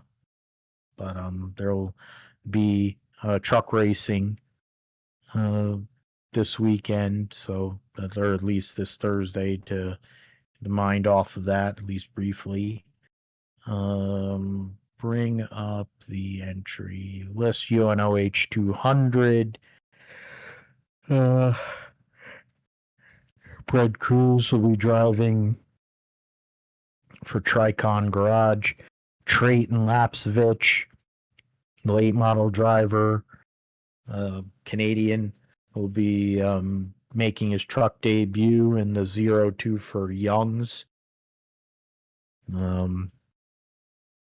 You have Clayton Green in the Starton Park truck, and then you have Norm Benning, who's another Starton Park. Corey Day will be in the 7 for Spire. Stephen Parsons in the 20 for Youngs. Josh Graham driving for himself. Dawson Sutton running a Tennessee Volunteers Rackley War truck. Mason Maggio driving to 33. Greg Van Alst will be driving for his own team there. Connor Jones likely to destroy his 41 truck. Might take somebody with him. Highly likely he will. Yeah, you have Cole Butcher in a second Halmar Friesen truck, and late model standout himself. Caleb Costner driving for Mike Harmon again this weekend, trying to make the field. Parker Kligerman trying to make the field for a home game for the Henderson sports team. Charlie Henderson, of course, passed away recently, so it'd be big for them to make the show and then do well. And what does it give? Greenfield 95. And yeah, that's it. So let's see here. I picked first last week, so Josh, you get first dibs here in the trucks. Who do you have to win? Is it Corey Heim or is it someone else? And then who do you have as your wild card? Yeah, I mean, I don't really see any other scenario where it isn't Corey Haim, so continue to pick Corey Haim until he doesn't win. So I'll go with him on his ninth win of the season here in the Truck Series, and then I'll take Parker Kligerman here as a wild card pick here for the weekend. Yep, that's definitely safe and solid. I'm gonna go with Lane Riggs to win, and then my wild card pick will be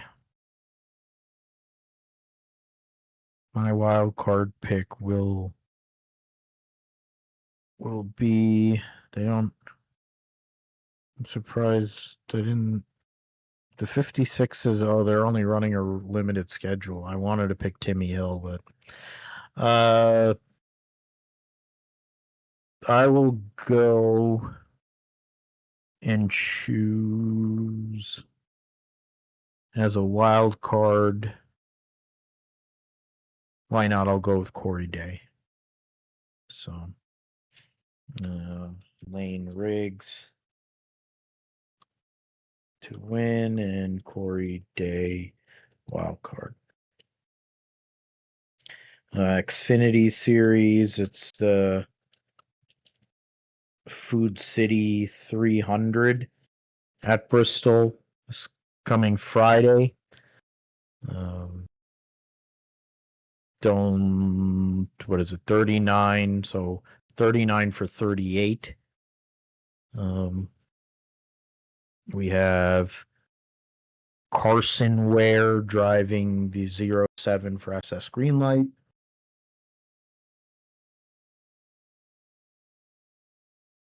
Butterbean Queen making his Xfinity Series debut for Colleague in the 11.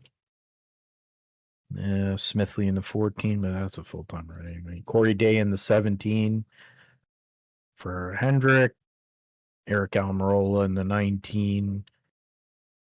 Jeffrey Earnhardt driving for Sam Hunt this Friday. And what is it? Yes, Blaine American. Austin Green will be in the 32 for Jordan Anderson. Glenn Reen for Joey Gase. Alfredo, Josh Williams in the 45. Joey Gase in his own 53. Leland Honeyman in the 70. Licky in the 91. And Stephen Parsons in the 5 for Alpha Prime this weekend. So, do I pick Connor Zilisch and keep the roll going, or do I see somebody else going out there? It's the same way as I feel when I think I want to pick Chase Briscoe because he's my favorite driver. I feel like if I pick him, then it's going to be a jinx. So I'm not going to pick Connor Zilisch. I'm gonna actually pick Justin Allgaier, and then my wild card will be Butterbean this weekend in his Xfinity debut. So Phil goes with Justin Allgaier to win, and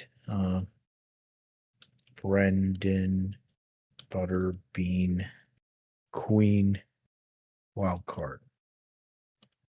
I left the fastball up there like Kyle Farnsworth for you. So, do you go and send it like Aaron Judge would? He just passed the great Yogi Berra for fifth all time for the Yankees in home runs. I just gave you one to go and send to the seats. Are you taking it?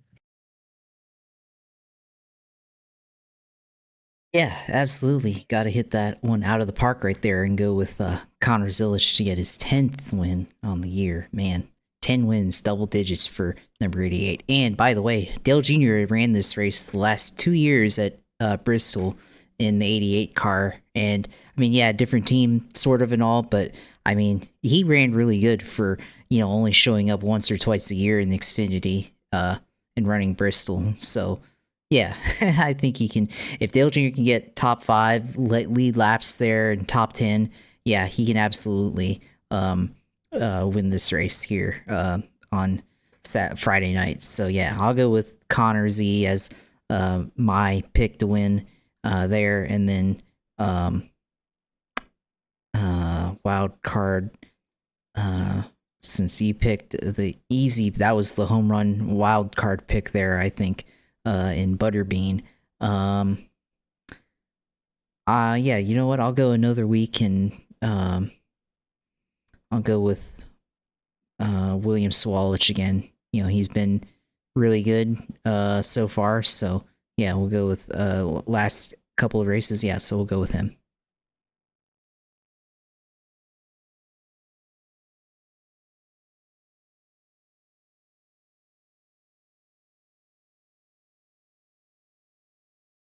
He's been on a heater. He has a good chance if he can get good qualifying run to possibly go out there. Depending on how the rubber lays down, the way the tires are, could go out there and get that upset victory, being a non-playoff driver. Last but not least, of course, the Bristol night race, Bass Pro Shops night race. Go for that. So there's 39 for 40. So no issues for qualifying. Let's see. Anything that's the ordinary. You got different sponsors, of course, every single week, but for some of these, Hank Hill will be in the 33 for RCR.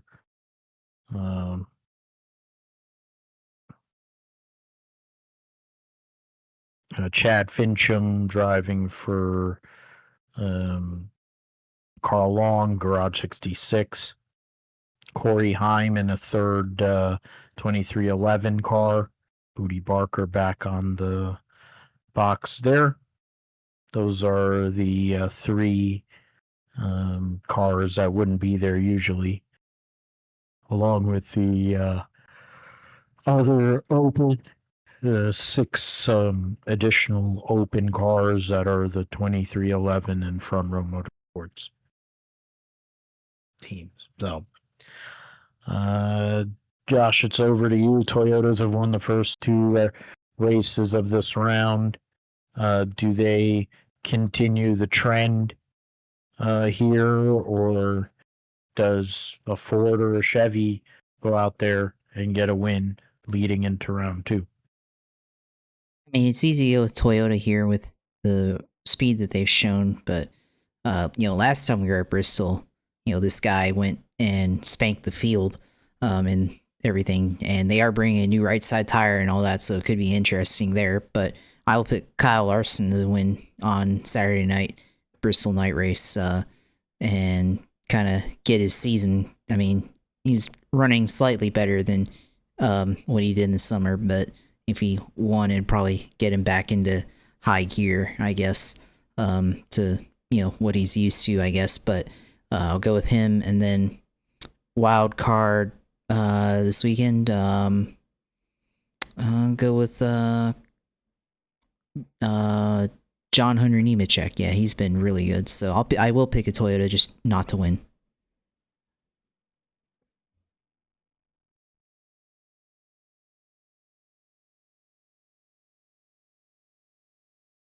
I mean, the way John Hunter Nemechek, he's been one of the best cars here these last few weeks. So that was a solid one to go with. For me, it is kind of tough here. Yeah, it's kind of it's feeling like a Bell or Reddick, but I'm actually going to go with I'll go with Blaney here to win, and then my wild card will be, I just want to say it, the Hurricane Hosava. I just wanted to, I couldn't see it like Lee Diffie, but it just sticks because they were talking about it, I think, on DBC or whatever, because they were talking about nicknames, who has nicknames.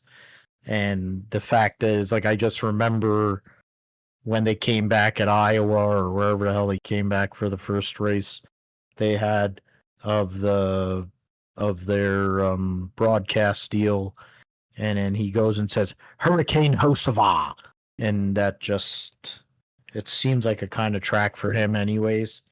He likes hitting people and stuff, so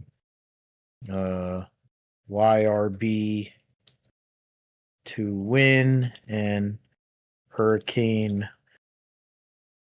Hocevar wild card. Alrighty.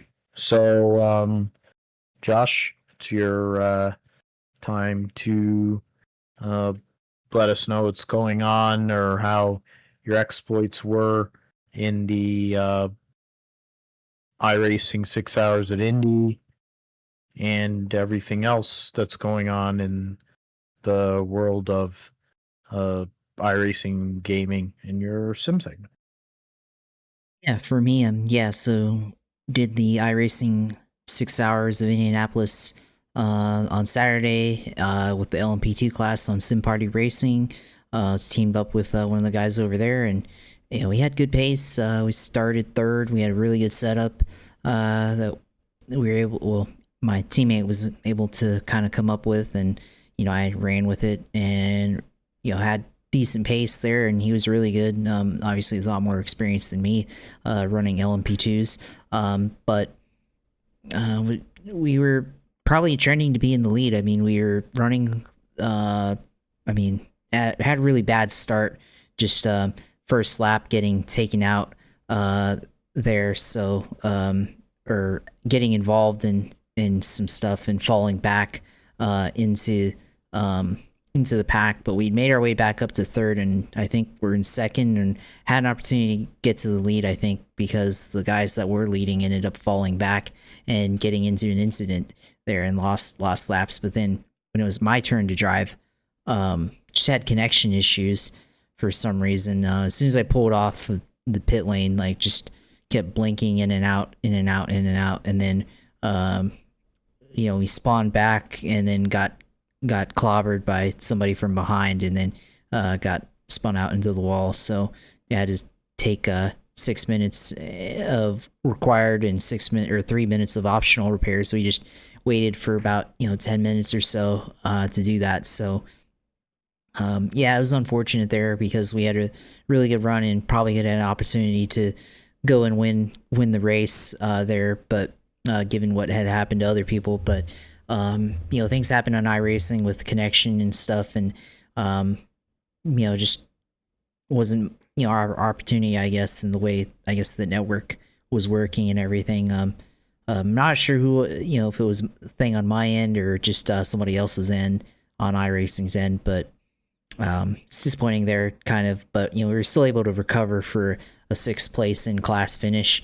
There, I think, sixth or fifth, I think. So, it was it was sixth. So, it was definitely good experience there. Running. I mean, even for me, like, being someone who's more an oval background and everything, like, still on pace when it was on my shift, so on my stint. So I did a double stint there, and my teammate did double stints on his end. So I was definitely one of the better guys when it was my turn to drive. So he was obviously had good pace when he drove, and I had good pace when I drove. So we are both fairly good relative to who was driving it around us and everything. So that was good. There's with the network activity going on. So I've had to make some adjustments on my end, trying to still figure out what is the issue there with frames and connection and all that, trying to get the right balance to have the best experience there. So gonna have to like hop into like a heavy server or something, with heavily populated server there to see what the issue is and everything. I made some adjustments to the display, trying to optimize all the graphics and everything, so I'm not dropping frames or anything like that, or having a heavy CPU load. So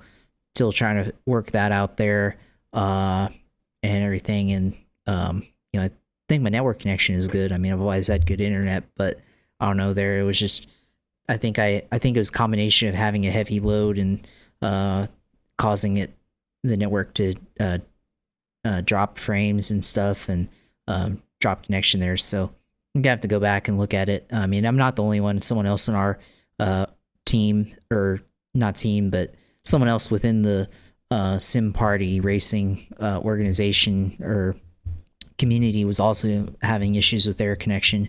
So we'll have to go back and look at it there. But it was otherwise still a good run for us. Still had fun. So I might try to do LMP2s for the sports car events, or maybe I'll work my way up into some GTP racing to do that there, or try to attempt to go for an overall victory there. So it was great otherwise on that. This week on iRacing, big update coming here for season 4. If you update iRacing, you'll have a 64 gigabyte download. It's that big of an update on iRacing. None bigger than the user interface being updated to a much more modern look. So next time, Phil, when you're at Apex and they have iRacing, the user interface will look completely different, much more sleek and modern to what most games are these days. So you'll have that to look at. So instead of the red and white user interface that you have when you join a race, will I think be like more transparent and black. So a lot more modern sim looking compared to what it was in the past. A lot of graphics updates, new content coming out. They're gonna release Mexico City there. They're releasing the Dallara IL-15, so the Indy Lights car is now officially on iRacing now. So I think that'll lead into some Indy NXT racing, and it also ties in with the fact that they intend on having they will have a IndyCar console game next year, so produced by iRacing. So they'll be on the lookout for that, of course. So that should be really fun to get. So it should be interesting for events like the Freedom 100 there. So got that going on later in the year, and then other events like that. So yeah, right now it's week 13 on iRacing, and the ones that I've been looking at were the Gen 4 Cup, 5 to Go League, and the prototype challenge there with the GTPs. Did some Daytona last night just to kind of testing my network issues there, just to try it out, and then probably get on it later this week. Next week, they've got Auto Club on the Indy car, I think, and the 87 car, I think, and the Gen 4 car. So a lot of that next week probably. We'll see. We'll see how that goes. But yeah, lots of updates here on iRacing for week 13 there. So yeah, I'm looking forward to playing later in the week and everything with this. Definitely loving all the updates that are happening on iRacing, and looking forward to it here. So yeah, you can see the Twitch stream for the 6 hours in Indianapolis, which because the network thing's trying to figure out what was wrong with it. I actually cut it shortly after I picked up, but you'll see the part where I wiped out, so or got wiped out. So I was trying to avoid or getting clobbered in the chicane before the back straight, and then kind of ran over the curb, but then also kind of got ran into behind at the same time. So got cleaned out there, and you'll see that towards the end of the stream. But my teammate was driving the first 2 hours of the race or so there, but then was trying to figure out what was wrong and stuff. Cut the stream a bit early just to try to lessen the network load to make sure we could have a stable connection for the rest of the event there. So wanted to do that. So apologies on that, but just trying to figure out computer issues on that end. So we'll have to go through it there. But you see that at Twitch TV/usailor2, and then of course the Twitter page at JP Huffine and everything, and the YouTube page at Gripshire Podcasts, and then of course new photography page, Josh Huffine Photography. You can go on there and look at my motorsports photography. You're gonna have to try to post some more stuff on there from all the events that I've been to this year, and all the other things that I like to do with the rocket launches and all that. So you can look at it on there and all that. So yeah, glad to NFL season back. Glad to be in fantasy again and have fun with that. And looking forward to our matchups and our war games throughout the rest of the fantasy year. Yeah, I was trying to figure out how to put the divisions in. I might try to do something in one of the notes there, but of course, thanks as always, man, for all your hard work, contributions, and insights, and for your great driving ability as well, amongst all the other great things you do, man. So for me, you can find me at GSP1428 on YouTube. That's where the audio will go for the show. Of course, the Gripster podcast page, you can get the video. PG Matthew 28 on Twitter, Instagram PGMGSP28. You can find the Gripster podcast at philipgmatthew.com and also on podbean.com, which is our sharing site. With that, we'll move to episode 283 next week of the Gripster podcast. We will recap everything that took place at Bristol. We'll also talk about the WRC, Supercars, NHRA, and then preview Baku for Formula One coming up, and anything else that's going on. I don't want to bring up the schedule just out of curiosity. Upcoming races. So yeah, so a little stuff going on. Yeah, so there'll be you'll have the 6 hours at Indy for IMSA. It'll be Cup and Trucks in New Hampshire. Formula One there next week. So little lighter week. Of course, we'll recap week 2 of the NFL for our teams and our fantasy teams and everything else going on in the world of sports and motorsports and anything else that comes to our mind. Talk about here on the Grip Strip podcast. So for Josh and Phil, thanks for subscribing. Thanks for listening.